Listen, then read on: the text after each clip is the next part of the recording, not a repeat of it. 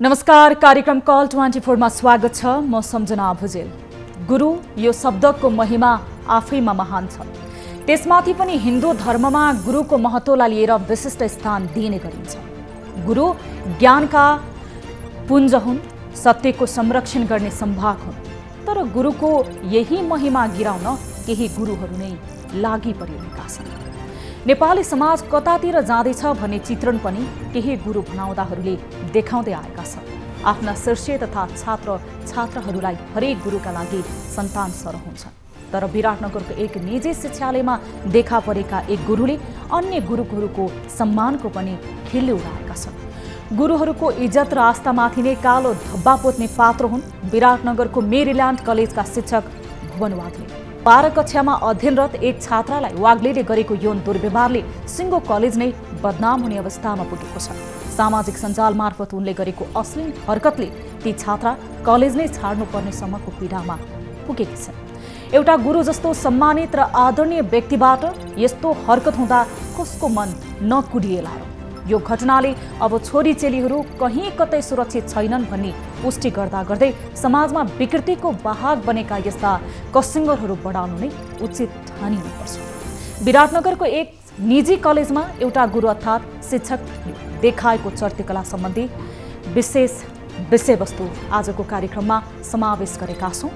र यो सँगै अर्को महत्त्वपूर्ण विषयवस्तु, 2 वर्षभित्र काम सम्पन्न गर्नुपर्ने दोलखाको सिटी हल 8 वर्षदेखि अल्पत्र छ। सिटी हल निर्माणका लागि 2068 सालमा शहरी विकास तथा भवन निर्माण डिभिजन कार्यालय धुलीखेलले 2 करोड 54 लाखको टेन्डर निकालेको थियो। तर 2 वर्षमा सम्पन्न हुनुपर्ने सिटी हल 8 वर्षसम्म पनि अल्पत्र हुँदा पनि सम्बन्धित निकायले भने यो विषयमा ध्यान नदिएको स्थानीयको दुखेसो छ। सिटी हल निर्माणका लागि रौतहा, ओमबुद्ध, सुन्दरीमाई निर्माण सेवा गरेर 3वटा ठेकेदार कम्पनीले जिम्मेवार लिए पनि समयमा नै काम नगर्दा स्थानीयवासी आक्रोशित बनेका छन्। काम ढिला गरेमा हर्जाना समेत ठेकेदार कम्पनीलाई तिराइयो। तर ताल जस्ताको तस्तै छ। सिटी हलको निर्माण कार्य सम्पन्न हुने कुनै छनक समेत देखिएको छैन। मुलुकको समृद्धिको यात्रामा सम्भाग मानिने ठेकेदारहरूले यसरी नठगेको ठाउँ नहुँदा विकास निर्माणका धेरै कार्यहरू अवरुद्ध छन्। नियामक निकायका कमी कमजोरीको फाइदा उठाउँदै ठेकेदारहरूले मनपरी र लापरवाही गर्दा मुलुकको समृद्धिको यात्रा धेरै ठाउँमा ब्रेक नै लागेको छ। कल 24 को आजको संस्करणमा दोलखावासीमाथि भएको खेलवाड सम्बन्धी विशेष रिपोर्ट पनि लिएर उपस्थित भएका छौँ। यस अलावा तपाईँ दर्शक महानुभावसँगको प्रत्यक्ष कुराकानीमा पनि हामी जोडिनेछौँ।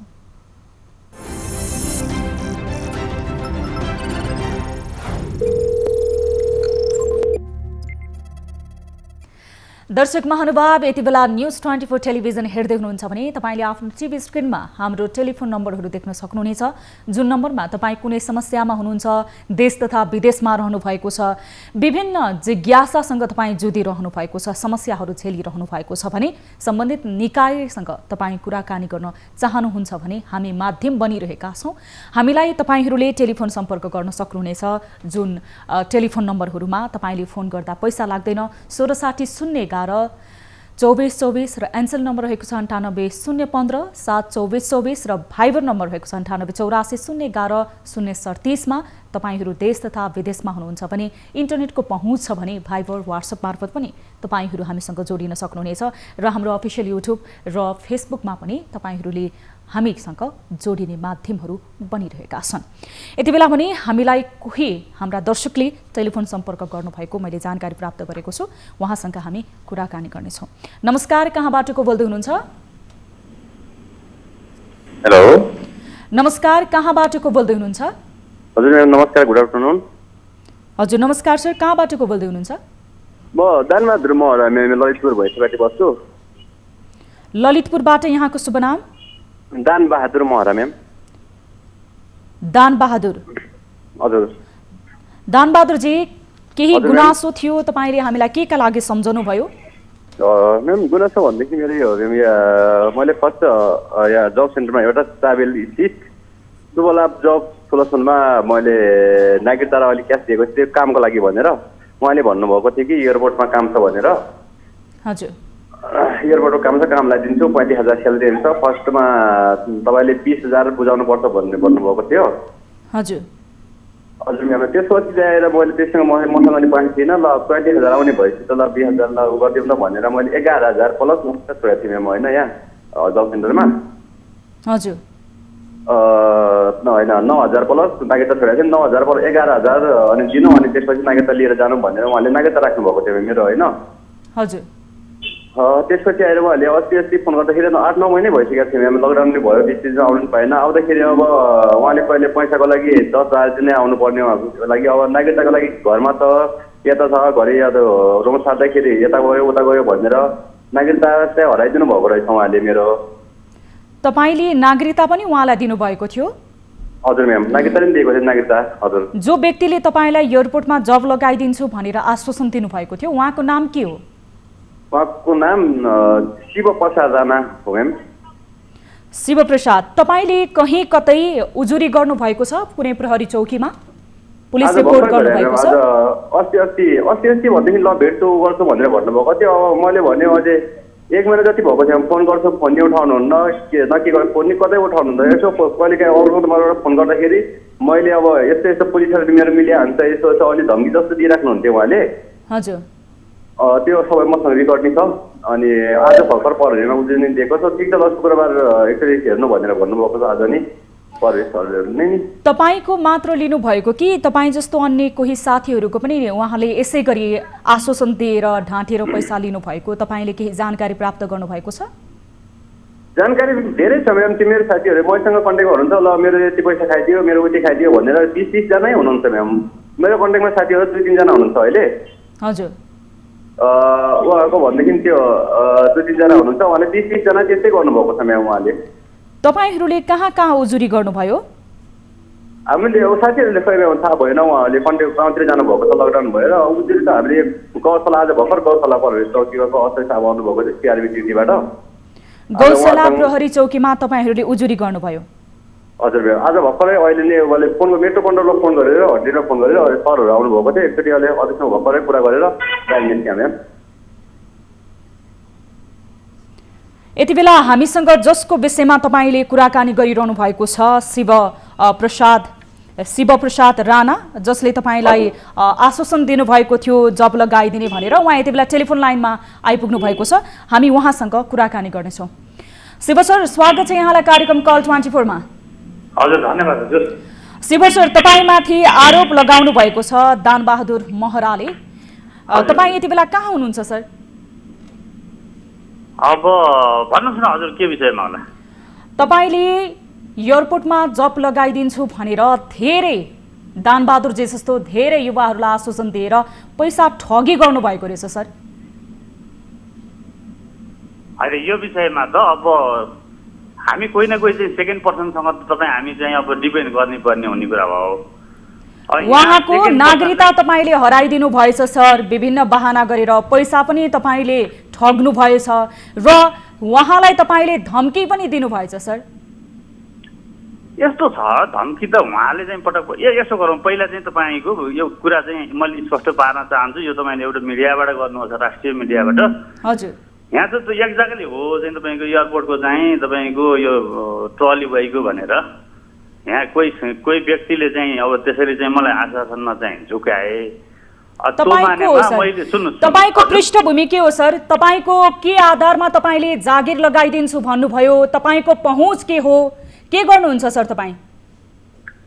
तपाईँका प्रश्नहरूलाई म चाहिँ स्वागत त गर्छु, तर मलाई बोल्न दिने भएदेखि तपाईँहरूलाई अरू सुन्ने तपाईँ बताउनुहोस् न सर। साथीहरूले जनताहरूले पनि स्पष्ट बुझ्नुहुन्थ्यो होला है।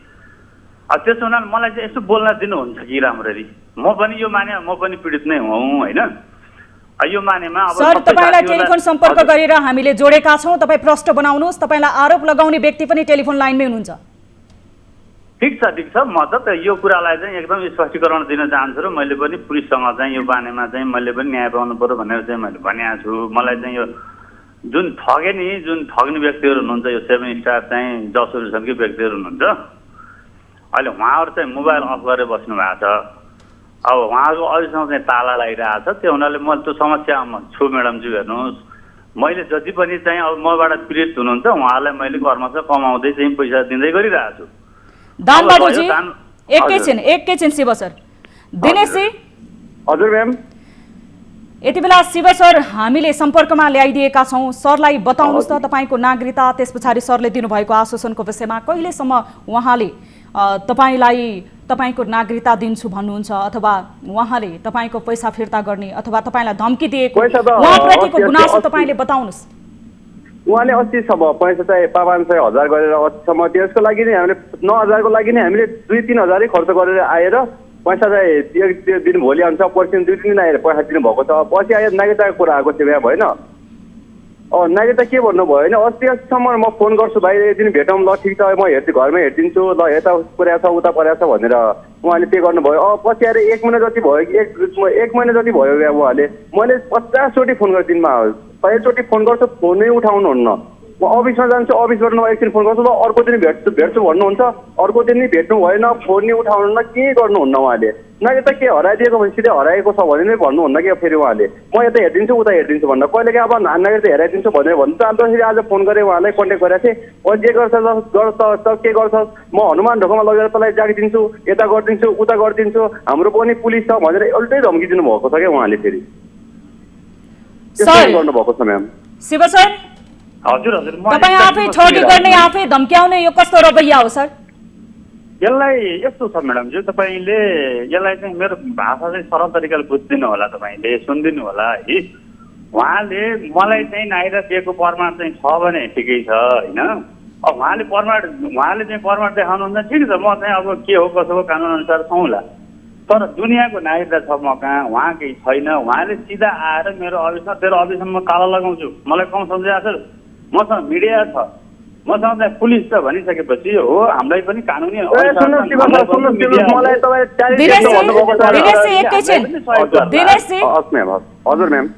एकैछिन तपाईँ टेलिफोन होल्डमा रहनुहोला। अब तपाईँले शिव सर यो विषयको प्रष्टीकरण तपाईँले पछि दिनुहोला, पछि स्पष्ट बनाउन सक्नुहुनेछ तपाईँले दिनेशजीलाई। पहिला तपाईँ बताइदिनुहोस् तपाईँको हैसियत के हो? एयरपोर्टमा जागिर लगाउने तपाईँको हैसियत के हो सर?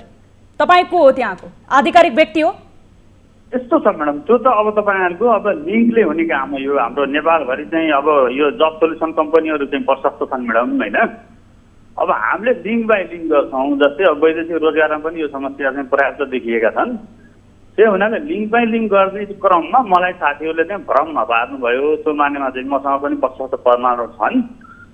अब उहाँलाई चाहिँ मैले चाहिँ पैसा चाहिँ अब उहाँले जे जस्ता चाहिँ दुःख अब चाहिँ जस्तो खेद प्रकट गर्दा पनि मैले सबैलाई उहाँलाई मात्रै होइन जति पनि मसँग चाहिँ पीडित हुनुहुन्छ उहाँलाई म दिँदै आइरहेको छु। शिव सर समझदारीपूर्वक म दिइरहेको छु है। शिव सर अब नागरिकताको सवालको कुरा छ, उहाँले धम्किएको कुरा उहाँले पहिला धम्की दिइसकेपछि होइन हामीलाई पनि त पत्रकारले पनि हामीलाई पनि त त्यो न्याय के हो उहाँहरूले पनि त एउटा सन्तुलनमा चाहिँ हेर्न सक्नुहुन्छ।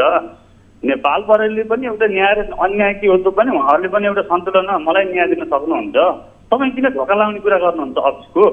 यदि तपाईँ यस्तै कुरा गर्नुभयो भने त म पनि जान्छु कुरा मैले गरेको म्याडम। शिव सर हजुर तपाईँ न्याय माग्न प्रहरीकोमा जाने, उहाँहरूले गएर गौशालामा प्रहरीलाई उजुरी गर्ने काम यो सिलसिला जारी रहेको छ। पछि पनि कानुनी प्रोसेसहरू रहलान्। तर तपाईँ बताउनु सर, तपाईँको त्यस्तो लिङ्क रहेछ जागिर लगाउने दिने, यो ठगी धन्दा कहिलेदेखि चलाइरहनु भएको छ? उहाँ मात्र होइन, दिनेशजी मात्र होइन, धेरैले सम्पर्क गर्नुभएको छ हामीसँग। यस्तो छ म्याडम, ठिक छ तपाईँले त अब मिडियाबाट अब यसलाई चाहिँ एउटा सही तरिकाले चाहिँ व्याख्या गरिदिनुहुन्छ भने सही इमेज जाला, गलत तरिकाले गरिदिनुहुन्छ भने गलत जाला। काठमाडौँ उपत्यकाभरि जति पनि जब सोल्युसनहरू छन् र जति पनि मेन पावर एजेन्सीहरू छन्, यी सबै सेकेन्ड पर्सनसँग चाहिँ डिपेन्डेन्ट गर्ने चाहिँ यी निकायहरू हुन् र यिनीहरूले धेरै चाहिँ नेपाली चाहिँ बेरोजगार युवाहरूलाई रोजगारको प्रत्याभूति पक्कै पनि दिएका छन्। तपाईँ बेरोजगार युवालाई रोजगारी दिने भनेर यो क्लास नि हाम्रो टेलिभिजनमा नदिनु होला, किनभने नि तपाईँको टेलिभिजनमा आएर एकजना व्यक्ति दिनेशजीले मात्र होइन धेरैले गुनासो गर्नुभएको छ। तपाईँले गर्नुभएको ठगी धन्दामा तपाईँको पृष्ठभूमि के हो, तपाईँको आधार के हो भनेर मात्र हामीले कुरा गरेका छौँ। तपाईँले यो क्लास नलिनु होला सर। ठिक छ तपाईँ एउटा मिडियामा रहेको मान्छेले एउटा के हो त सही कुरा भनेर त त्यसलाई पनि चाहिँ एकदम सकारात्मक इमेज जाने तरिकाले चाहिँ प्रसारण गर्ने प्रयत्न गर्नु होला, त्यस्ता प्रश्न गर्नु होला। बताउनु सर सही कुरा के हो? तपाईँ हामीलाई नसिकाउनुहोस्। ठगी तपाईँ गर्ने, के प्रसारण गर्ने, के नगर्ने, तपाईँलाई के सोध्ने, के नसोध्ने तपाईँ हामीलाई नसिकाउनुहोस्। त्यो हाम्रो काम हो, हाम्रो जिम्मेवारी हो, हामीमा छोडिदिनुहोस्। तपाईँ नितान्त तपाईँलाई लागेको आरोपको तपाईँले प्रश्न बनाइदिनुहोस्। त्यो युवालाई किन ठग्नु भयो तपाईँले काम लगाउँछु भनेर? तपाईँको हैसियत के हो यो मात्र सोधिरहेका छन्। तपाईँले त अब यो कुरालाई त्यसरी नै भन्नुहोस्। म अहिले जति पनि हामीले चाहिँ रोजगारको प्रत्याभूति दिइरहेका छौँ, यो कुरोमा 100मा चाहिँ 2-4 जना यस्तो समस्यामा पर्छन् र त्यो परेको समस्यालाई मैले हल गरिरहेको छु म्याडमज्यू। कुरो बुझ्नुभयो नि? कसरी हल भयो त सर? जति पनि दिनेशजीलाई त तपाईँले नागरिकता हराएको अहिलेसम्म दिनुभएको रहेनछ, पैसा ठग्नु भएको छ। दिनेशजी जस्तो अन्य युवाहरू पनि हुनुहुन्छ, अनि कसरी हल गरिदिनुहुन्छ? पैसा र नागरिकता कहिले फिर्ता गर्नुहुन्छ सर? म्याडमजी तपाईँले राम्रोसँग सुनिदिनु पऱ्यो हाम्रो दिनेशजीका कुराहरू। दिनेशजीले त मैले पैसा त लिइसकेँ म्याडम, लिइसक्नु भएको छ क्या दिनेशजी। बुझ्नुभयो नि? सर मेरो पैसा त दिनुभएको छ तपाईँले। मेरो साथीहरूको पैसा खोइ मेरो साथीहरूको। तपाईँ भन्नुहुन्छ ऊ गर्छु भनेर तपाईँ के कुरा गर्नुभएको सर? के भन्नुभएको? र तपाईँ चाहिँ त्यही भएर तपाईँ अलि बढी चाहिँ अब अलि बढी नै चाहिँ अतिरञ्जित तरिकाले बोल्नुहुन्छ। तपाईँ फिर्ता गर्छु, समस्या हल गर्छु भन्दै हुनुहुन्छ। तपाईँ कसरी गर्नुहुन्छ? तपाईँले यहाँ सुन्नु, मेरो कुरा सुन्नुहोस् त। तपाईँ हल गर्छु ल भन्नुभयो, मैले माने। सर तपाईँले कहिलेसम्म गर्नुहुन्छ हल? तपाईँ फोनै उठाउन। 1 महिनासम्म तपाईँकोमा मैले 1000 चोटि फोन गरेँ, 2000 चोटि फोन गरेको छु। एक दिनले कल रिप्लाई गर्नुभएको छ, दिनुभएको छ मलाई। तपाईँले अनि कहिले गर्नुहुन्छ हल? तपाईँले के भन्नुभएको सर यस्तो? म तपाईँलाई म चाहिँ कुन तरिकाले चाहिँ हल गरिदिनु पर्ने हो त्यो कानुन पढ्छु, हेर्नुहोस्। कुरा बुझ्नुभयो नि? र रह्यो तपाईँले अरू साथीहरूका कुरा, अरू साथीहरूका कुराहरू पनि होला नि आफ्नो ठाउँमा, तर सबै साथीहरूलाई चाहिँ मैले अहिले सबैलाई चाहिँ नि मैले यो समस्या परिसकेपछि यो चाहिँ यो तरिकाले हल गरौँ, समस्या परेकै हो भनेर मैले यो कुराहरू त उहाँहरूलाई मैले एकदम भावनात्मक तरिकाले र तरिकाले चाहिँ पैसा दिँदै आइरहेको छु। तपाईँहरूले कानुन रूपमा अनुसार अगाडि बढ्नुहुन्छ भनेदेखि अब कि मलाई हजुर तपाईँ यो बताउनुहोस् त, उहाँले फोन गरिरहनु भएको छ, उहाँ लगायत अन्य साथीले तपाईँले फोनै उठाउनु भएन, कुनै पनि रेस्पोन्स गर्नु भएन, भागेर हिँड्नु भएको उहाँले आरोप लगाइरहनु भएको छ। अब ती सबै साथीको पैसा कहिले फिर्ता गर्नुहुन्छ? शिवजी कहिले पैसा फिर्ता गर्नुहुन्छ? अरू कुरा केही पनि बुझ्नुपर्ने छैन तपाईँबाट हामीलाई। ठिक छ, होइन तपाईँले नेसनल मिडियाबाट चाहिँ यस्तो कुरा गर्नुभयो भने त तपाईँको पनि एउटा चाहिँ उसको त हामीले लेखाजोखा होइन, नेपालभरि नै लेखाजोखा गर्छन् होइन। उहाँले पैसा लिइसक्नु भयो क्या म्याडमज्यू। शिव सर, तपाईँ मान्छे ठग्दै हिँड्ने, तपाईँ युवाहरूलाई भ्रममा पार्ने, एयरपोर्टमा जब लगाइदिन्छु भन्ने, पैसा ठगी गर्ने, उहाँहरूको प्रमाण जुन नागरिकतासम्म तपाईँ हराइदिने, अनि तपाईँलाई नेसनल मिडियाबाट शिव सर तपाईँ त महान व्यक्ति भन्नुपर्ने। तपाईँ जस्तो ठगलाई हामी छोड्दैनौँ सर, तपाईँले ठग्नु नै भएको। तपाईँ जति नै प्रश्न बनाउनुहोस्, ती युवाहरूलाई तपाईँले भ्रममा पारेर ठग्नु भएको छ।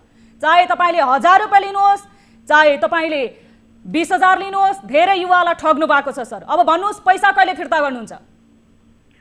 ए म्याडमज्यू, मैले त पैसा उहाँको दिइसकेँ। तपाईँले जति शब्द चाहिँ उहाँको मात्र होइन शिव सर, उहाँको साथीहरूको अन्य जो युवालाई तपाईँले आश्वासन बाँडेर लिइरहनु भएको छ नि, त्यो पैसा कहिले फिर्ता गर्नुहुन्छ? जागिर दिन्छु भनेर आश्वासन बाँडेर लिनुभएको त्यो ठगीको पैसा यस्तो हो म्याडम। अब त्यसलाई चाहिँ अब तपाईँले पनि अब कसरी बुझ्दिनुहुन्छ? म पनि चाहिँ मलाई पनि समस्यामा पारेका हुन् साथीहरूले। सिधा जवाफ दिनुहोस् सर, कहिले फिर्ता गर्नुहुन्छ? तपाईँ यस्तो उस्तो भनेर प्रश्न नबनाउनुहोस् हामीलाई।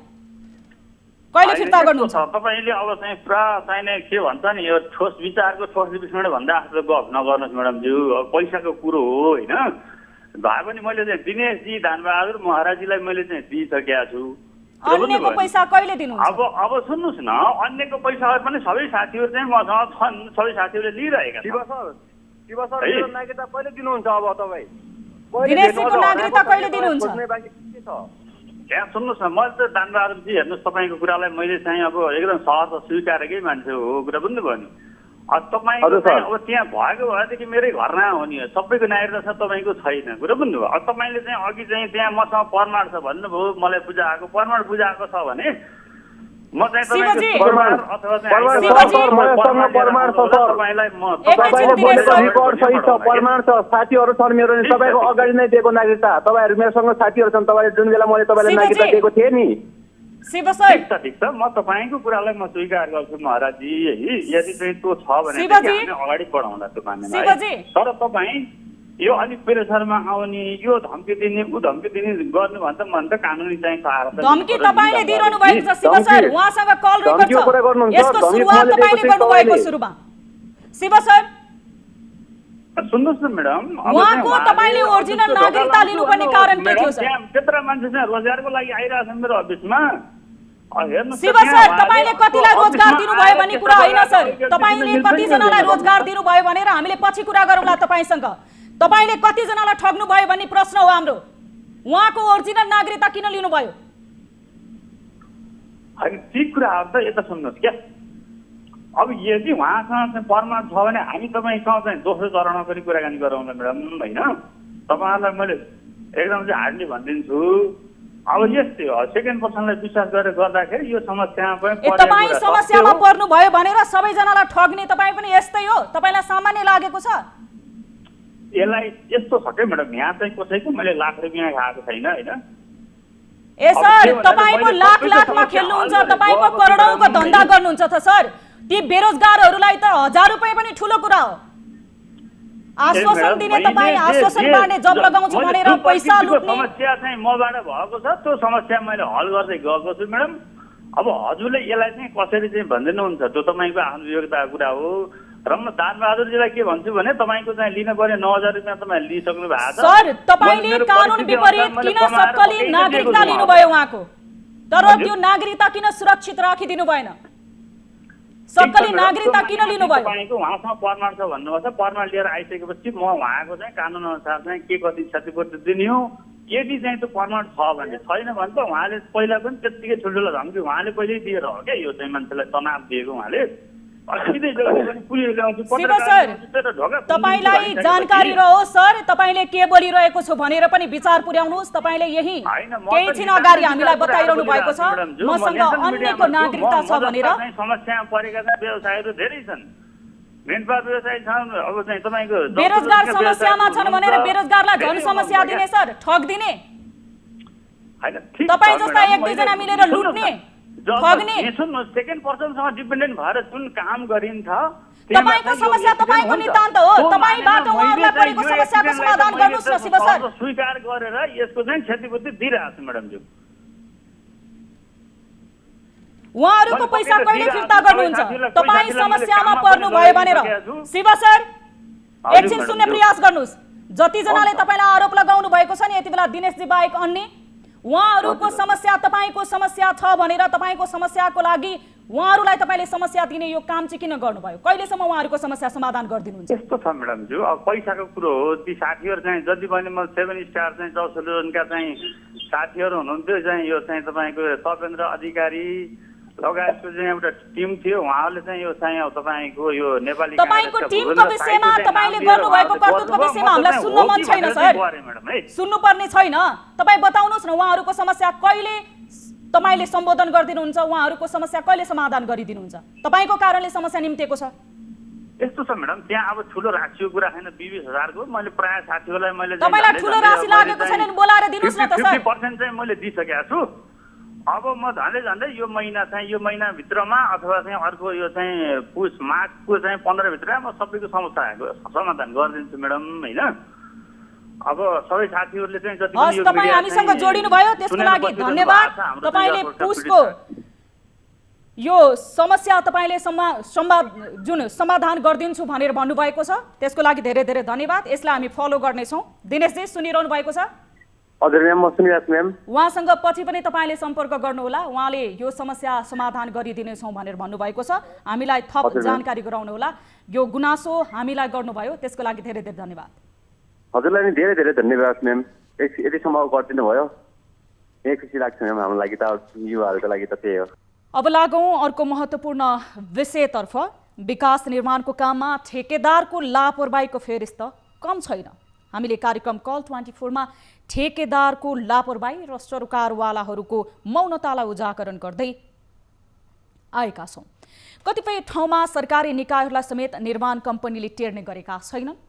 यो नियति जस्तै बनिरहेको छ यो ठेकेदार कम्पनीको चरम लापरवाहीको विषयमा तयार पारिएको यो रिपोर्ट हेर्नुहोस्।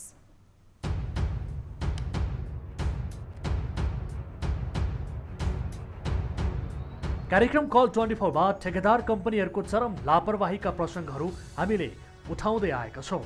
यस्तै आजको कार्यक्रममा दोलखाको चरीकोटको टुडीखेलमा निर्माणाधीन सिटी हल 8 वर्षदेखि अलपत्र रहेको गुनासो प्राप्त भएको छ। चरीकोट बजारमा सिटी हल निर्माण गर्ने भन्दै 2068 सालमा शहरी विकास तथा भवन निर्माण डिभिजन कार्यालय धुलीखेलले भवनको टेन्डर निकालेको थियो। तत्कालीन जिल्ला विकास समितिका सभापतिको सरकारी निवास रहेको स्थान खाली भएकाले सिटी हल निर्माणका लागि जग्गा उपलब्ध गराइएको थियो। त्यस यताका सरकारी भवन निर्माण तथा रेखदेखको काम धुलीखेलमा रहेको डिभिजनले नै हेर्थ्यो।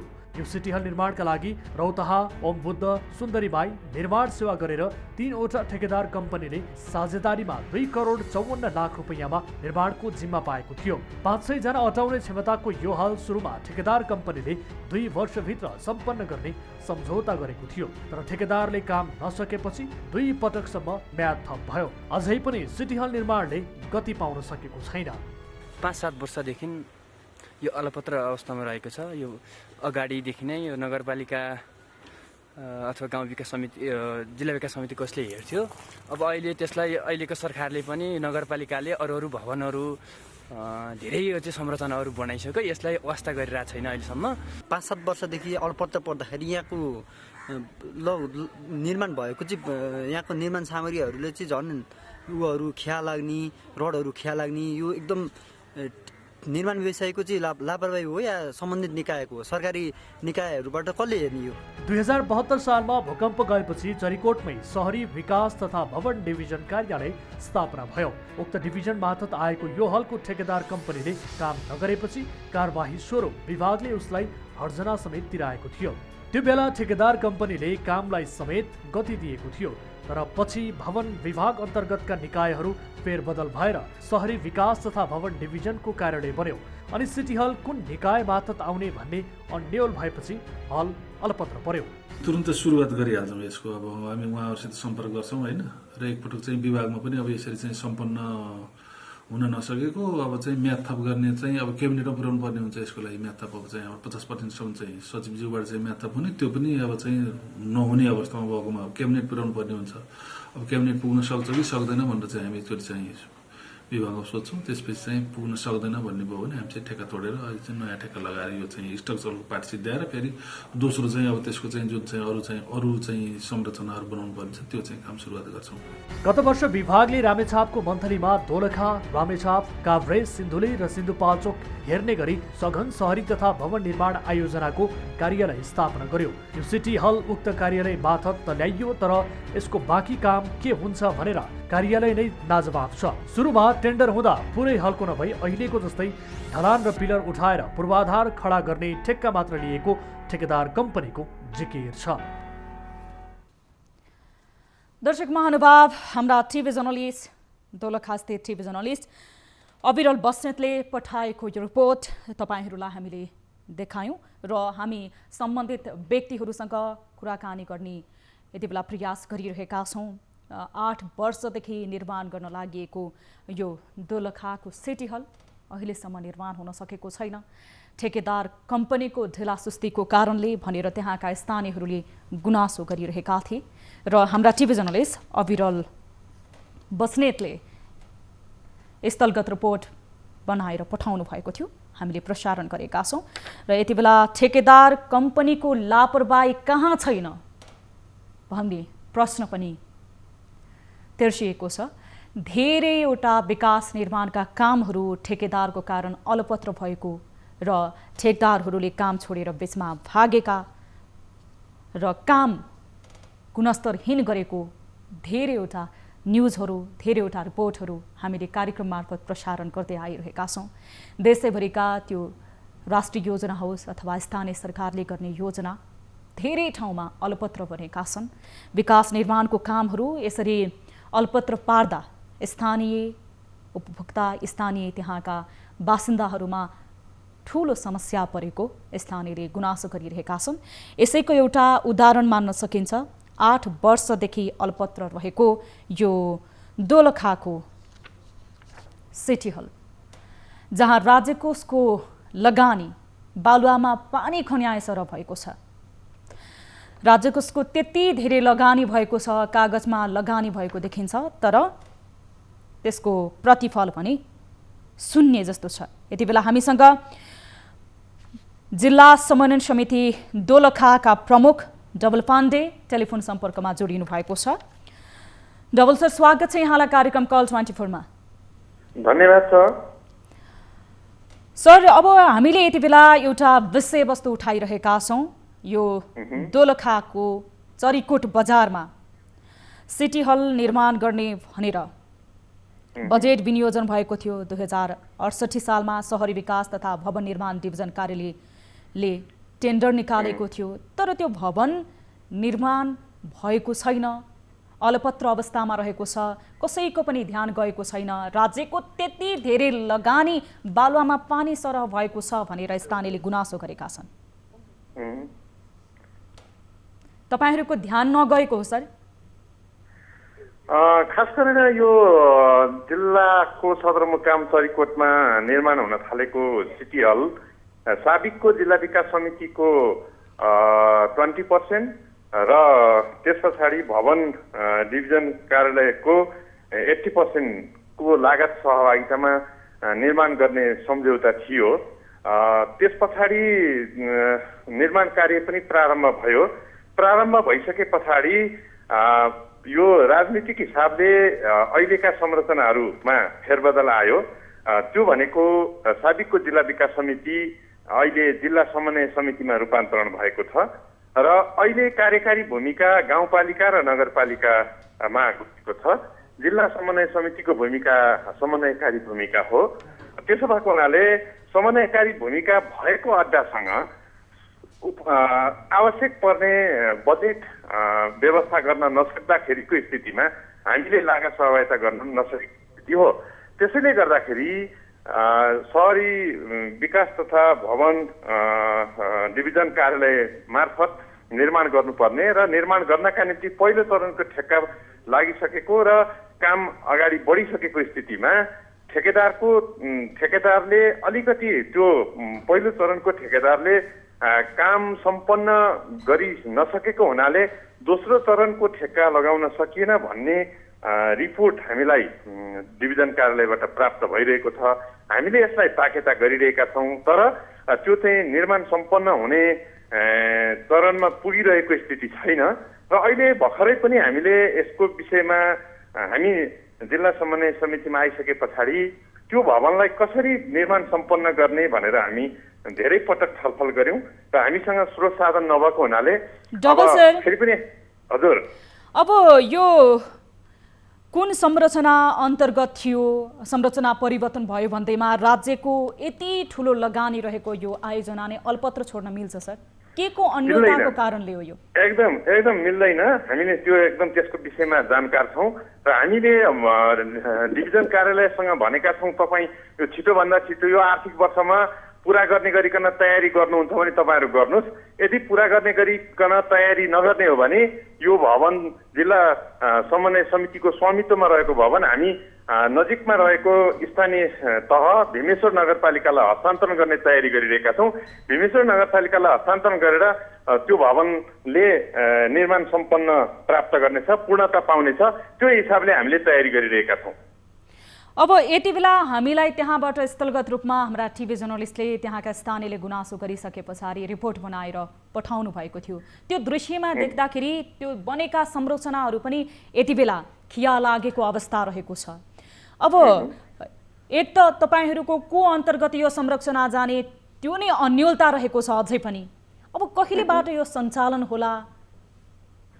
अब यो यसको निम्ति हामी के गरिरहेका छौँ भनेदेखि यो आर्थिक वर्षमा भवन डिभिजन कार्यालय मार्फत शहरी विकास तथा भवन डिभिजन कार्यालय मार्फत सम्पन्न गर्न नसकिने अवस्था सिर्जना भयो भनेदेखि यहाँको स्थानीय तह भीमेश्वर नगरपालिका, त्यस पछाडि जिल्ला समन्वय समिति, यहाँको सङ्घीय सरकारको कार्यालय संयुक्त रूपमा बसेर हामीले यो भवनलाई भीमेश्वर नगरपालिका अन्तर्गत हस्तान्तरण गर्नेछौँ र भीमेश्वर नगरपालिकाले अर्को आर्थिक वर्षमा यो भवनले पूर्णता पाउनेछ र त्यस पछाडि सञ्चालनमा आउनेछ। 8 वर्षदेखि भवन अलपत्र छ। राज्य कोषको यति धेरै लगानी त्यहाँनिर खन्याइएको छ। अब एक त्यहाँको संरचनाको अन्योलता छ, अर्को ठेकेदारले नै काम बीचमा छाडेको भनेर तपाईँ स्वयंले बताइरहनु भएको छ। अब अर्को वर्षमा सकिन्छ भन्ने आधार चाहिँ के छ त सर? यो भनेको स्थानीय तह भनेको आफैमा कार्यकारी तह हो। उसले व्यवस्थापिका, कार्यपालिका र न्यायपालिका सबैको काम गर्छ। यहीसँग सम्बन्धित उसले बजेट निर्माण गर्छ, बजेट परिचालन गर्छ, बजेट व्यवस्थापन गर्छ र यसले चाहिँ अगाडि बढ्न सक्ने त्यो हैसियत र त्यो क्षमता स्थानीय तहसँग हुन्छ, नगरपालिकासँग हुन्छ। त्यसैले नगरपालिकासँग त्यहाँको जनप्रतिनिधिसँग र त्यहाँको प्रमुख प्रशासकीय अधिकारीसँग पनि छलफल भएको छ, कुराकानी भएको छ। यहाँ हस्तान्तरण हुने हो भने हामी यसलाई निर्माण सम्पन्न गर्ने तयारी गर्नेछौँ र निर्माण सम्पन्न गर्ने तयारी गरेर हामी सञ्चालनमा ल्याउनेछौँ भनेर उहाँहरूसँग पहिलो चरणको छलफल भइसकेको छ।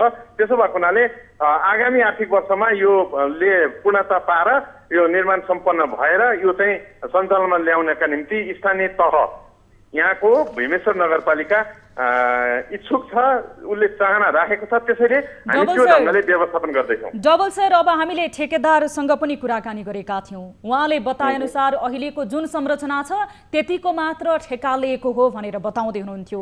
सुरुमा जुन टेन्डर लिने बेलामा उहाँहरूसँग तपाईँहरूले पुरै हलको टेन्डर दिएको थियो अथवा थिएन? ठेका प्रक्रिया कस्तो थियो?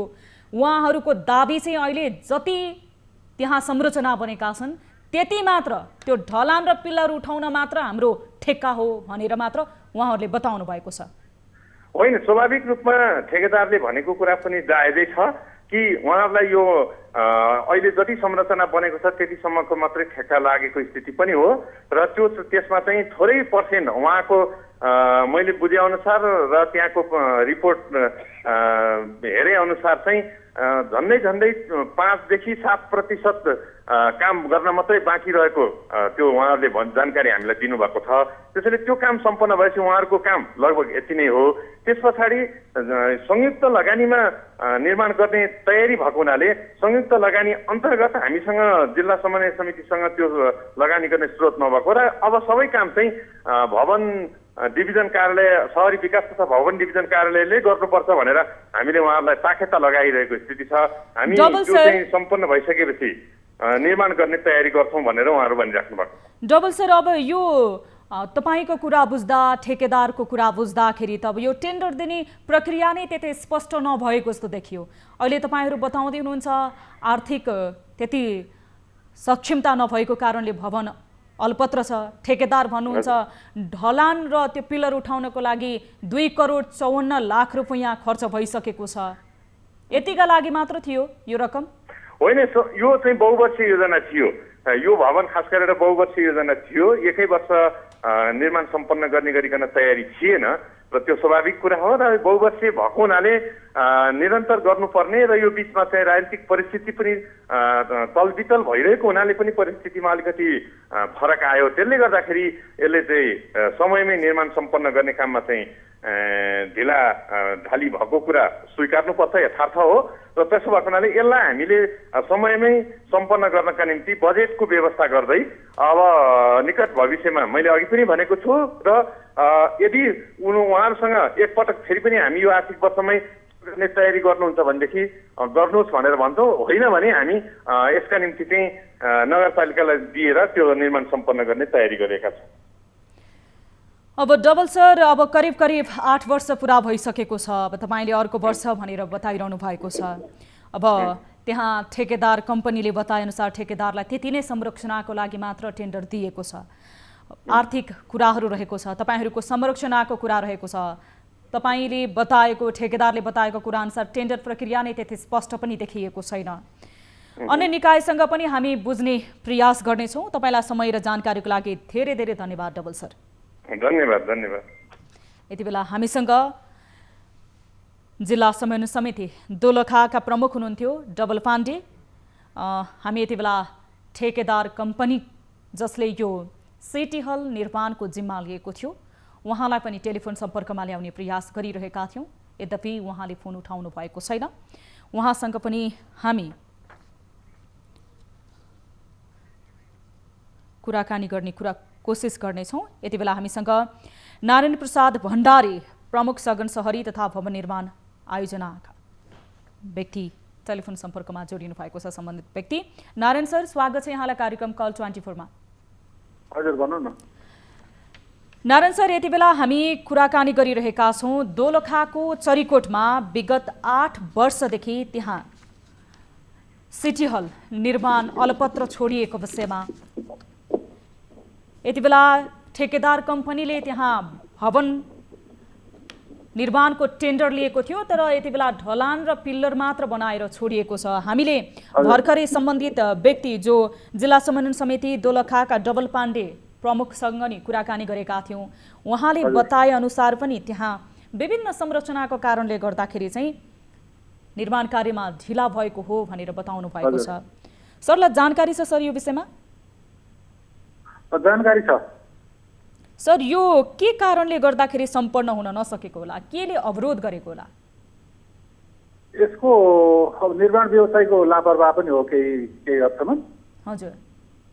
अनि केही हदसम्म चाहिँ यसको चाहिँ डिजाइन चाहिँ यसको चाहिँ त्यो फ्रेम स्ट्रक्चर मात्रै हो, यसको चाहिँ फिनिसिङ होइन हैन। हजुर। त्यसमा चाहिँ अलिकति चाहिँ त्यो जमिन काटेर अनि त्यसमा चाहिँ त्यो शेरवाल लगाउनु पर्ने, त्यसले गर्दाखेरि त्यो भिडियो गर्नुपर्ने हैन। हजुर। त्यो चाहिँ टेक्निकल समस्या पनि आएको, त्यो चाहिँ खोल्सोमा बनाएको, खोल्सो खारेर चाहिँ त्यसमा चाहिँ अलिकति टेक्निकली चाहिँ समस्या भएर पनि त्यो चाहिँ ढिलो भयो हो। नारायण सर, त्यसको चाहिँ त्यो फिनिसिङको काम होइन, त्यो चाहिँ फ्रेम स्ट्रक्चर मात्रै बनाउने, अर्को चाहिँ दोस्रो चरणमा बनाउने भनेर गरेको। अहिले चाहिँ 85% चाहिँ सम्पन्न भएको अवस्था हो त्यो। नारायण सर, अब दोस्रो चरणको कुरा गर्दै हुनुहुन्छ तपाईँले। 8 वर्ष भयो, पहिलो चरणको काम नै सकिएको छैन। 2068 सालको टेन्डर हो, 8 वर्ष पुरा भइसक्यो। त्यो सिटी हल अहिलेसम्म निर्माण भएको छैन। त्यहाँ ढलान पिटिएको छ, पिल्लर लगाइएको छ।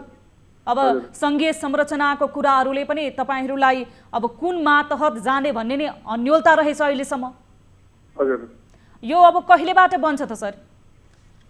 के बन्दैन? होइन, यो हामीलाई जानकारी छ होइन। हामीले चाहिँ ठेकेदार स्टाफलाई पनि हामीले चाहिँ गरेका छौँ, हामी चाहिँ विभागमा पनि जानकारी गराएको छौँ यस्तो चाहिँ अवस्थामा रहेको भनेर होइन। अब यो चाहिँ हामी अगाडि बढाउँछौँ। अब यसमा ठेकेदारको मात्र पनि सम्पूर्ण गल्ती देखिएन सर, सम्पूर्ण दोष ठेकेदारलाई मात्र दिने अवस्था पनि रहेन। किनकि ढलान र पिल्लर अहिले जुन संरचना छ त्यहाँ त्यही संरचनाको मात्र ठेका दिएको भनेर जो जिल्ला समन्वय समितिका दोलखाका डबल पाण्डे प्रमुख हुनुहुन्छ उहाँले नै बताउनु भएको छ। ठेकेदार स्वयंले हाम्रा रिपोर्टरसँग त्यहाँबाट बोल्नु भएको छ। अब ठेकेदारलाई मात्र दोष दिने कुरा भएन। हाम्रो सरकारी संयन्त्र, हाम्रो संरचनाको यो संयन्त्र नै अन्यल जस्तो देखियो। पूर्वाधार कसरी बन्छ? समयमा आयोजनाहरू कसरी सम्पन्न हुन्छ? राज्य कोषको लगानी त्यति बेला बालुवामा पानी भएको छ, बनेको संरचनाहरू खिया लागेको छ। सुन्नु न, यस्तो सिट प्रोजेक्ट चाहिँ अब चाहिँ कि चाहिँ अब ठेक्का तोड्नुपर्ने हुन्छ उहाँको होइन। हजुर। अब कि चाहिँ उहाँको चाहिँ क्याबिनेटमा लगेपछि मात्रै उहाँको चाहिँ म्याथ हुने अवस्था छ अहिलेको चाहिँ विद्यमान कानुन अनुसार होइन। त्यसको लागि चाहिँ हामी चाहिँ अब के गर्ने भनेर चाहिँ विभागमा लेखी पठाएको छौँ। विभागबाट ठेक्का तोड्ने भनेर आयो भने ठोक्का तोड्छौँ होइन। त्यसलाई चाहिँ अगाडि बढाउनु भनेर आयो भने हामी चाहिँ त्यसलाई अगाडि बढाउँछौँ। अब सर, अब यो 2,54,00,000 त यसको ढलान र यो पिलर उठाउनलाई मात्र खर्च भएको छ। जब त्यहाँको यो दृश्य सिटी हलको दृश्य देख्दाखेरि त्यो अवस्था छैन। त्यो सिटी हल यसरी निर्माण गरिएको छ। अब अर्को दोस्रो चरणको टेन्डरबाट निर्माण हुँदाखेरि पहिलो चरणको यो जुन संरचना नै एकदमै कमजोर बन्ने अवस्था देखिन्छ। अब यसमा ठेकेदारको ठेका तोड्ने, ठेकेदारलाई पुनः म्याथअप गरेर ठेका दिने भन्दा पनि संरचनाको कुरा रह्यो। यो सिटी हल कुन निकाय मातहत आयो त? अब यो पनि अन्यल छ। सिटी हल अब कसले निर्माण गर्ने भन्ने कुरा? सिटी हल अहिले चाहिँ हामीसँग आएको छ। अब तपाईँहरूले नै निर्माण गर्नुहुन्छ? अब हामीले नै गर्नुपर्ने हुन्छ। अब 8 वर्ष त स्थानीयले कुरे, अब कतिसम्म कुर्नु पर्ला सर त्यो सिटी हल निर्माण भएको हेर्न? अब हामी अब प्रोसेसमा छौँ होइन। अब नेपाल सरकारको कति प्रोसेस गर्न कति समय लाग्छ, त्यसपछि अब दोस्रो फेजको चाहिँ बजेट विनियोजन हुनु पर्यो होइन। त्यसको लागि लाग्छ, समय त लाग्छ कि। नारायण सर, अब तपाईँहरू कुन प्रक्रिया अन्तर्गत अगाडि बढ्नुहुन्छ? अब यो संरचना तपाईँहरूको मातहत निर्माणको जिम्मा पाइसक्नु भएको रहेछ, तपाईँहरूले नै अब निर्माण गर्ने भनेर तपाईँले बताउनु पनि भएको छ। अब तपाईँहरूको मातहत आइसके पछाडि कुन प्रक्रिया अन्तर्गत सम्पन्न गर्नुहुन्छ? त्यही त मैले भने नि तपाईँलाई, उहाँको चाहिँ म्याद सम्पन्न भइसकेको छ होइन। अब चाहिँ हाम्रो चाहिँ नेपाल सरकारबाट थपुने जुन चाहिँ हाम्रो चाहिँ सचिव स्तरको निर्णयबाट थपुने 50% म्याद चाहिँ उहाँको सिद्धिसकेको छ, त्यसपछि चाहिँ उहाँको म्याद थप्नु सक्दैन। अब त्यो समयसम्म चाहिँ निर्माण सम्पन्न भएन। अब चाहिँ क्याबिनेटमा लगेपछि मात्रै त्यो चाहिँ सम्पन्न हुने हो। यदि उहाँले सम्पन्न गर्न सक्नुभयो भने चाहिँ हामी चाहिँ अब सम्पन्न गर्ने गरी जान्छौँ, हामी उहाँलाई बोलाएर छलफल गर्छौँ निर्माण व्यवसायलाई। यदि सक्नु नै भएन भने हामी ठेक्का तोडेर अर्को ठेक्का व्यवस्थापन गरेर अनि अगाडि बढ्छौँ। हामी चाहिँ त्यो भवन ठेकेदारले कहिलेबाट अलपत्र छोडेका हुन् नारायण सर? 76 को 10 देखि छोड्नु भयो उहाँले। अनि 76 को 10 मा उहाँहरूले अलपत्र छोड्नु भएको, अनि अहिलेसम्म तपाईँहरूको छलफल हुन सकेको छैन? अब बिचमा भयो होला, म पनि भर्खर चाहिँ सर भएर गएको त्यहाँ होइन। अब बिचको रेकर्डहरू मैले हेरेको छैन। सर यस्तो व्यवस्था हुन्छ, हामी कति सरकारलाई मात्र दोष दिने सर? हामी आफै नागरिक मात्र, हामी नै सरकार हो नि। हाम्रो भूमिका पनि के हो भन्ने कुरा रह्यो नि त सर। त्यसो हो भने त अब उहाँले ठेका छोड्नु भएको अथवा त्यहाँनिर काम अलपत्र छोड्नु भएको यत्रो लामो समय भइसक्यो, अहिलेसम्म तपाईँहरूको छलफलले कुनै निकोल निकाल्न सकेको छैन। यो सरकारी भवनै भएको कारणले गर्दाखेरि यति बेवास्ता भएको होइन। यो सुन्नु न, यो चाहिँ हाम्रो चाहिँ पहिला चाहिँ त्यहाँ चाहिँ हाम्रो चाहिँ उसमै डिभिजन कार्यालय थियो दोलखामै। हजुर, डिभिजन कार्यालय खारेज भएर काठमाडौँबाट हेर्नुपर्ने भयो। अनि काठमाडौँबाट फेरि सरेर चाहिँ अहिले चाहिँ हाम्रो चाहिँ यो चाहिँ उसमा रामेछापमा आएको होइन। तीनवटा अड्डा सरिसक्यो। त्यसले गर्दाखेरि पनि अलिकति त्यहाँ समन्वयमा चाहिँ समस्या भयो होइन। सर अब यो बहाना र दोषहरू त धेरै नै छ सर। अब बहाना गर्नलाई, त्यस पछाडि दोष दिनलाई, अब निर्माणको टेन्डर दिनेले भन्नुहुन्छ ठेकेदारको दोष। अब तपाईँहरूले भन्नुभयो अहिले भर्खर भवन डिभिजनको कार्यालय त्यहाँ थियो, त्यहाँबाट सर्यो, संरचनाको यो अवस्था रहेको छ। अहिलेसम्म तपाईँहरूको छलफलको कुनै निचोड निक्लिएको छैन। अब संरचना अलपत्र रहेको छ। अब यो ठडिएको संरचनालाई त पूर्ण बनाउनु पर्यो। समय कति लाग्ला सर? कहिलेबाट सुरु गर्नुहुनेछ तपाईँहरूले? कहिलेबाट छलफल गर्नुहुनेछ? अब हामी उहाँलाई चाहिँ तुरुन्तै यो हप्तै हामी चाहिँ बोलाएर छलफलमा राख्छौँ। हस् नारायण सर, तपाईँलाई जानकारीको लागि धेरै धेरै धन्यवाद। आगामी दिनमा हामी यही विषयवस्तुमा तपाईँसँग फेरि कुराकानी गर्नेछौँ। अब लागौँ आजको महत्त्वपूर्ण विषयवस्तुतर्फ। महिला हिंसा विरुद्ध विभिन्न तहमा कार्यक्रमहरू हुने गरेका छन्। महिलामाथि हुने यौन हिंसा र दुर्व्यवहार बढ्न थालेपछि सरकारले कानुनी कडाई गर्न पनि खोजेको छ। मुलुकी अपराध संहितादेखि यौन हिंसा विरुद्धका केही ऐनहरू संशोधन गर्दै अध्यादेश ल्याइएको छ, तर व्यवहारमा कतै पनि परिवर्तन भएको छैन। जेलीहरू सुरक्षित हुन सकेका छैनन्। कतिसम्म भने विद्यालय, कलेज जस्ता शैक्षिक संस्थाहरूमा यौन दुर्व्यवहारको घटनामा कमी आएको छैन। शिक्षा आर्जन गर्न जाने विद्यार्थीले आफ्नै गुरुबाट असुरक्षाको अनुभूति गर्नुपर्ने मानसिकतामा कसरी अध्ययन गर्न सक्छन्? यो प्रश्न गम्भीर छ। कार्यक्रम कल 24 मा हामीले यस्तै घटनाहरू उजागरण गर्दै आएका छौँ। मङ्सिर 12 गते हामीले विद्यालयमै बालिकामाथि भएको यौन दुर्व्यवहारको प्रसङ्ग उठाएका थियौँ। अहिले मोरङको विराटनगरमा रहेको मेरील्यान्ड कलेजबाट शिक्षकले नै विद्यार्थीलाई यौन दुर्व्यवहार गरेको घटना बाहिर आएको छ। स्थानीयको गुनासोको आधारमा तयार पारिएको यो रिपोर्ट हेर्नुहोस्।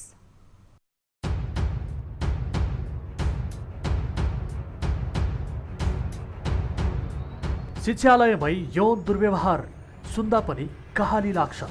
यस्तै एउटा घटना मोरङको विराटनगरमा रहेको मेरील्यान्ड कलेजबाट आफ्नै शिक्षकबाट यौन दुर्व्यवहारमा परेकी छात्राको गुनासो आएको छ। यसअघि पनि कपिलवस्तुको बुद्धग्याङ ज्योति बोर्डिङ स्कुलका प्रधानाध्यापक एम खालले 8 देखि 11 वर्षीय बालिकाहरूमाथि यौन दुर्व्यवहार गरेको घटना कल 24ले उजागर गरेको थियो। फेरि यस्तै गुरुप्रतिको आस्था घटाउने घटना विराटनगरको एक शैक्षिक संस्थामा पनि भेटिएको छ। विराटनगर स्थित मेरील्यान्ड कलेजका शिक्षक भुवन वाग्लेले कक्षा 12 मा पढ्ने एक युवती विद्यार्थीमाथि यौन दुर्व्यवहार गरेको खुलेको छ। बीबीएम अध्यापक वाग्लेले फेसबुक मार्फत पनि ती युवतीमाथि दुर्व्यवहार गरेको तथ्य फेला परेको छ। युवती पहिलो होइनन्। भुवन वाग्लेको नियत पहिलेदेखि ठिक नभएको अन्य विद्यार्थीहरूले पनि गुनासो गरेका छन्। विद्यार्थीहरूको अनुसार यसअघि पनि शिक्षक वाग्लेले विद्यार्थीहरूमाथि यौन दुर्व्यवहार गर्दै आएका रहेछन्, तर दबावका कारण छानबिन भएन र घटना पनि बाहिर आउन सकेन।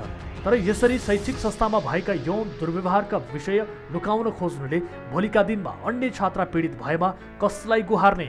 विद्यालय शिक्षक वा परिवार शिक्षा पेशामा संलग्न रहेका एक अध्यापकले यस्तो नीच हरकत गर्छन् भने अन्यबाट कस्तो अपेक्षा राख्ने? यस्ता नैतिकहीन शिक्षकलाई अब पनि शिक्षण पेशामा लागिरहन कुन नैतिकताले दिन्छ? यी प्रश्नहरू ज्वलन्त बनेका छन्। कलेजका छात्राहरूमाथि यौन दुर्व्यवहार गर्ने यी नरपिचास शिक्षकको तस्बिर र उनले फेसबुक मार्फत छात्रालाई गरेको दुर्व्यवहारको स्क्रिनसट हेरौँ।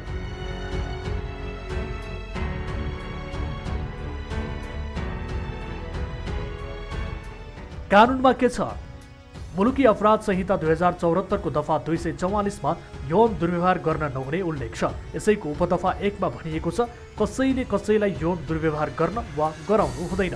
उपदफा 2 मा कसैले आफ्ना पति वा पत्नी बाहेक अन्य व्यक्तिलाई निजको मन्जुरी बिना करणीका आशयले समातेमा वा निजको संवेदनशील अङ्ग छोएमा वा छुने प्रयास गरेमा, निजको भित्री पोसाक खोलेमा वा खोल्ने प्रयास गरेमा, निजले लगाउने भित्री पोसाक लगाउन वा फुकाल्न कुनै किसिमले बाधा अवरोध गरेमा वा निजलाई अस्वाभाविक रूपमा कुनै एकान्त ठाउँमा लगेमा, यौन सम्बन्धी आफ्नो अङ्ग निजलाई छुन समाउन लगाएमा, निजसँग अश्लील वा अन्य त्यस्तै प्रकारको शब्द मौखिक, लिखित वा साङ्केतिक रूपमा वा विद्युतीय माध्यमबाट प्रयोग गरेमा, अश्लील चित्र वा तस्बिर देखाएमा, यौनका आशयले जिस्काएमा वा हैरानी दिएमा वा निजसँग अस्वाभाविक, अवांछित र अमर्यादित व्यवहार गरेमा निजले यौन दुर्व्यवहार गरेको मानिनेछ। यही दफाको उपदफा 3 मा कसुर र सजाय सम्बन्धी व्यवस्था गरिएको छ।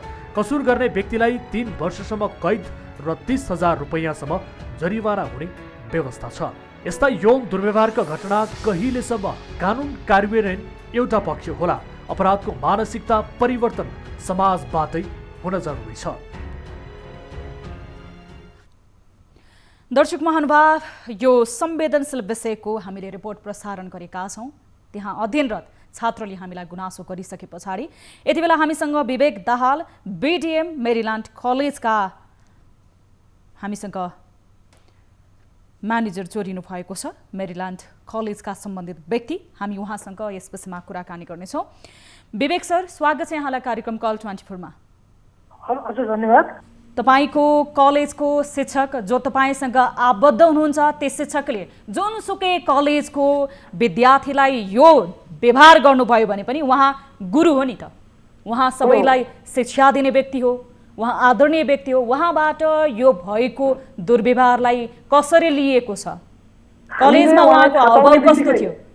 हजुर, उहाँसँग थाहा पाउने बित्तिकै, यो केस आउने बित्तिकै त्यसको हामीले 5 देखि 10 मिनटमा उहाँलाई मेल पठाएर चाहिँ तपाईँ यो हामीसँग अब आबद्ध हुनुहुन्न होइन, तपाईँलाई चाहिँ हामीले चाहिँ यसरी यो कुराहरू आइसकेपछि तपाईँलाई चाहिँ हामीले कलेजबाट निष्कासन गऱ्यौँ भनेर नैतिकताको आधारमा उहाँलाई हामीले निष्कासन गऱ्यौँ। हजुर, होइन। अनि यो केस चाहिँ फेरि कलेजको हाम्रो आफ्नो विद्यार्थीको नभएको कारणले गर्दा बाहिरबाट हामी पनि के सपोर्ट गर्छौँ भन्दा उहाँले सजाय पाउनुपर्छ। यदि उहाँले त्यो गर्नुभएको हो भने हामी उहाँलाई बताउने पक्षमा हामी पनि छैनौँ। यदि कसैले हाम्रो विद्यार्थीलाई त्यो खालको मेसेज पठाउँछ भने तपाईँ हाम्रो मेरो होइन दिदी बहिनीलाई, छोरी चेलीलाई त्यस्तो पठाउँछ भने त्यो मान्छे सजायको भागीदार हुनुपर्छ होइन। त्यसमा हामी एकदम जोरदार रूपमा प्रशासनसँग हामी त्यो पनि हामी माग गर्छौँ। प्रशासनलाई सघाउनु पर्यो, विवेक सर चलाउँछौँ होइन। विवेक सर, हजुर हजुर, अब तपाईँकै कलेजमा अध्ययनरत अन्य छात्रहरूबाट चाहिँ उहाँको यो किसिमको हावभावको विषयमा गुनासो आएको छ कि छैन? अहिलेसम्म चाहिँ त्यस्तो केही पनि छैन। अहिलेसम्म चाहिँ अब हाम्रो विद्यार्थीहरूबाट त्यस्तो केही पनि आएको थिएन। अब यो पनि चाहिँ कलेजभन्दा बाहिरको केस हो, यो कलेजभित्र भएको घटना पनि होइन। राति 10:30-11 बजेको कति बजेको केस छ यो होइन। त्यो हुँदाखेरि चाहिँ कलेजभित्र भएको केस नभएको कारणले गर्दाखेरि चाहिँ हो हाम्रो मान्छे हो, हामीसँग हुनुहुन्थ्यो उहाँले होइन त्यो खालको कुरा गर्नुभयो। त्यो गरिसके पछाडि कलेज म्यानेजमेन्टले चाहिँ उहाँलाई होइन निष्कासन गर्ने काम हामीले गरिसकेको छौँ। र प्लस उहाँले सजाय पाउनुपर्छ भनेर हामी पनि त्यो जो पीडित विद्यार्थी छ त्यो पीडित विद्यार्थीसँगै छौँ होइन। उहाँले सजाय पाउनुपर्छ, बरु त्यसको लागि कलेजले के संविधानकाली भूमिका गर्न सक्छ भन्ने कुरामा हामी एकदमै स्पष्ट छौँ म्याम। उहाँले सजाय पाउनुपर्छ यदि उहाँले त्यो गर्नुभएको हो भने। हजुर, अब भुवन वाग्ले जो सर हुनुहुन्छ उहाँको विषयमा अन्य पनि गुनासो आएको छ, जसले गुनासो गर्नुभएको छ हामीलाई। उहाँले यसभन्दा अगाडि पनि उहाँको त्यस्तै किसिमको व्यवहार भएको र धेरैवटा घटनाहरू बाहिर नआएको, यो चाहिँ उहाँले फेसबुकमा नै यौन दुर्व्यवहार गर्ने किसिमले म्यासेज गरिसके पछाडि चाहिँ बाहिर आएको भनिएको छ। अब कलेज यो विषयमा चाहिँ यो चाहिँ कलेजमा चाहिँ यस्तो खालको विषय योभन्दा अगाडि कुनै दिन पनि आएको छैन नि। यो उहाँको पर्सनल विषय हो। जुन विद्यार्थीको नाम या विद्यार्थीसँग कुराकानी भएछ त्यो विद्यार्थीलाई हामी पनि चिन्दैनौँ, किनभने हामी त मास्टर्स लेभल पढाउँछौँ, प्लस टूको विद्यार्थीसँग हाम्रो त्यो चिना नै हामीले पनि उहाँको नामलाई सुरक्षित राख्छौँ। हजुर, उहाँको त्यो अधिकार हो र हामीले स्क्रिनसट देखाएका छौँ टेलिभिजन स्क्रिनमा। उहाँले कुन किसिमको वार्तालाप गर्नुभएको थियो, कसरी उहाँले सामाजिक सञ्जाल मार्फत उहाँलाई तुच्छ किसिमले घिनलाग्दो किसिमले म्यासेज गर्नुभएको थियो, त्यो हामीलाई उपलब्ध भएको थियो। अब यो विषयमा हामी उहाँको पक्षमा छैनौँ। उहाँले जुन कारको होइन मेसेज गर्नुभएको छ यो मेसेज होइन एकदमै नराम्रो खालको मेसेज छ, कसैले कसैलाई गर्ने खालको मेसेज छैन। त्यसको लागि चाहिँ हामी कलेजको तर्फबाट चाहिँ भुवन वाग्ले सरको यो कार्यप्रति चाहिँ हामी उहाँलाई समर्थन गर्दैनौँ। उहाँलाई हामीले निष्कासन गरिसक्यौँ र आगामी दिनमा कलेजले उहाँलाई सजाय दिनुको लागि के भूमिका खेल्न सक्छ हामी त्यसमा चाहिँ हामी स्पष्ट छौँ। हजुर, अब सर हामीले उहाँलाई पनि टेलिफोन सम्पर्क गर्ने प्रयास गरिरहेका छौँ। यति बेला उहाँले टेलिफोन अफ गर्नुभएको छ। हामीले चाहिँ तपाईँलाई सम्पर्क गर्नुको कारण उहाँ तपाईँको कलेजसँग आबद्ध भएको कारणले गर्दाखेरि हो।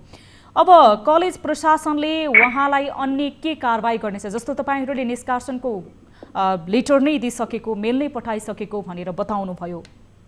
हजुर, हामीले गर्न सक्ने भनेको उहाँलाई कलेजबाट निष्कासन गर्न सक्ने हो। उहाँलाई अब कुनै पनि पदमा या उहाँले लिनुभएका जिम्मेवारी उहाँलाई सबै पदमुक्त गरिसक्यौँ हामीले र आइन्दा दिनमा उहाँ हामीसँग आबद्ध कलेजमा चाहिँ कुनै दिन पनि आउनु हुने छैन होइन। त्योभन्दा बाहेक चाहिँ अब प्रहरीमा यदि होइन पीडित पक्षबाट उजुरी गएमा उहाँलाई चाहिँ सजाय दिलाउनको लागि कलेजले के गर्न सक्छ होइन त्यो पार्टमा चाहिँ हामी ओके छौँ। हामी त्यो सहयोग गर्नको लागि चाहिँ हामी तत्पर नै रहनेछौँ। यो कुरालाई चाहिँ हामी कुनै ढाकछोप गर्ने अवस्थामा चाहिँ अहिले छैनौँ, किनभने जुन हिसाबको कुराकानी भएको छ यदि उहाँलाई नै गर्नुभएको भने उहाँले सजाय पाउनुपर्छ भन्ने कुरा हो हाम्रो पनि। ल, तपाईँको प्रतिबद्धता र समयको लागि धेरै धेरै धन्यवाद विवेक सर। हस्, धन्यवाद। यति बेला हामीसँग मेरील्यान्ड कलेजका BDM का व्यक्ति विवेक दाहाल टेलिफोन लाइनमा जोडिनु भएको थियो र यसको अन्य विस्तृत जानकारी हामी अन्य कार्यक्रममा पनि विस्तृत जानकारी बुझ्ने प्रयास गर्नेछौँ। मेरील्यान्ड कलेजले भुवन वाग्ले जसले यो किसिमको यौन दुर्व्यवहार गर्न खोजिएका थिए, यो किसिमको सामाजिक सञ्जालमा म्यासेजहरू पठाएका थिए एक विद्यार्थीलाई, यो विषयमा हामी आगामी कार्यक्रममा पनि फलो गर्नेछौँ। मेरील्यान्ड कलेजले भुवन वाग्लेलाई निष्कासन गरिसकेको भनेर यति बेला हामीलाई आधिकारिक व्यक्ति विवेक दाहालले जानकारी दिइसक्नु भएको छ। दर्शक महानुभाव, तपाईँ यति बेला न्युज 24 टेलिभिजन हेर्दै हुनुहुन्छ भने तपाईँले हामीलाई हाम्रो टोल फ्री नम्बरहरूमा सम्पर्क गर्न सक्नुहुनेछ। हाम्रो नम्बरहरू रहेको छ 1660112424, हाम्रो एनसेल नम्बर रहेको छ 9801572424 र भाइबर नम्बर रहेको छ 9884011037 मा तपाईँहरूले कल गर्न सक्नुहुनेछ। देश तथा विदेशमा हुनुहुन्छ, विभिन्न समस्यासँग जुधिरहनु भएको छ, विभिन्न जिज्ञासाहरू रहेका छन्, सम्बन्धित व्यक्तिसँग तपाईले बारम्बार यो विषयमा जवाफ मागिरहनु भएको छ तर पाउनु भएको छैन भने हामी मार्फत तपाईँहरू जोडिन सक्नुहुनेछ र हामी तपाईँको समस्याको सम्बोधन गर्ने प्रयास गरिरहेका छौँ र कार्यक्रम तपाईँहरूकै समस्यालाई नितान्त समाधान गर्नको लागि र सम्बोधन गर्नको लागि तयार पारिएको हो र तपाईँहरूले आफ्नो गाउँठाउँमा कुनै अनियमितता भएको छ, विकृति विसङ्गति भएको छ, भ्रष्टाचार भएको छ भने हामीलाई भिडियो बनाएर भाइबर र वाट्सएप मार्फत पनि जोडिन सक्नुहुनेछ र त्यो भिडियोहरू तपाईँहरूले पठाउनु भएको भिडियोहरूलाई हामी सत्य तथ्य बुझ्ने र सम्बन्धित निकायसँग कुराकानी गर्ने प्रयास गर्नेछौँ, त्यसको सत्य तथ्य बुझ्ने प्रयास गर्नेछौँ। तपाईँहरू आफ्नो खल्तीमा बोक्नु भएको मोबाइल फोन जस्तै स्मार्ट हुनुहोस् र हामीलाई तपाईँहरूले टेलिफोन गर्नुहोस् र विभिन्न भिडियोहरू बनाएर पठाउनुहोस्। आजको लागि कार्यक्रम कल 24 यति नै। हामी निरन्तर न्युजमा छौँ। नमस्ते।